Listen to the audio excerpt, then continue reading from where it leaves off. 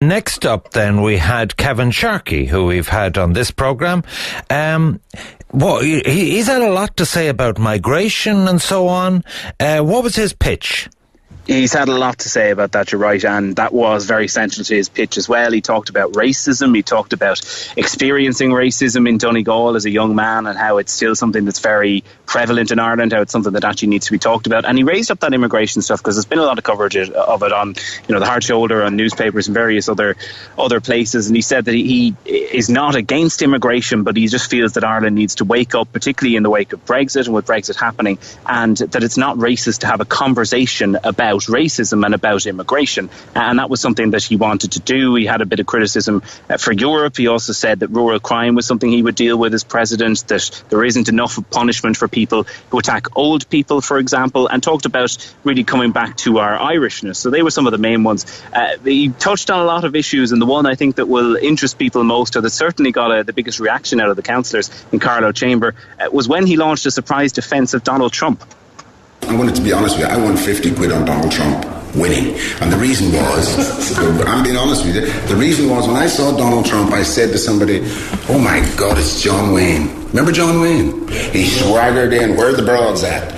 That was John Wayne. Sorry, Donald Trump is no more likeable or unlikable than all of the American presidents, right? We had Bush, we had his father. Now to me, the way I looked at Donald Trump was, well, he hasn't killed as many people as the rest of them, so I'll give him a vote. Look, he said he wanted to put his own country first, right? And that's what he's doing. And he's delivering. Now, you might not like him, and the fact that the entire media of the world is focused on the fact they don't like this man, can I finish? I would rather have a boss who got the job done than a boss who was a nice man. Okay, that was Kevin Sharkey. So just tell me the format of this. They make a pitch, it's a Q&A from the councillors, and how does the meeting then develop insofar as do they on a separate day?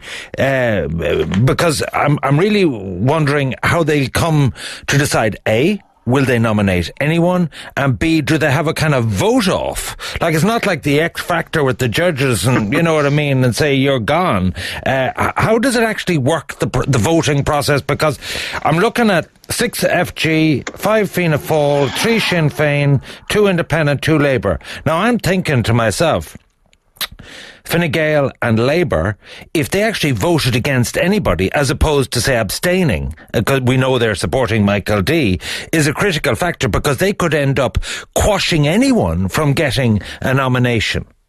Yeah, you're right there. So the way it's going to work is the councils can't actually nominate someone until the writ has been issued by the government. So that's why no decision was made today. They're waiting on that, and we're expecting that to come probably in late August, early September. So the likelihood is then that the rake of council meetings that will be on probably the second Monday of September and the second Thursday, that's when a lot of the meetings happen. They're already being dubbed Super Monday by some of the candidates because that's when they'll tick off so many nominations. That's when the councils will actually decide, right, here's who we're voting for. Now, in terms of the breakdown of the councils, like you mentioned, they could cause a block. The Fine Gael, Labour, Fianna Fáil technically are meant to be supporting Micheál Martin, even though a lot of the councillors, or not Micheál Martin, Michael D, even though a lot of the councillors have said they're not going to do that and gone rogue and want to see Eamon O'Queeve and other things. So the vibe that I've got from councillors, certainly here in Carlow, in Waterford and the other councils I've been talking to, is the Fine Gaelers for the most part will abstain, as will most of the Labour, and in Fianna Fáil it'll be probably there. Some of them will decide to nominate someone, some of them will decide to abstain. So it will be largely the independents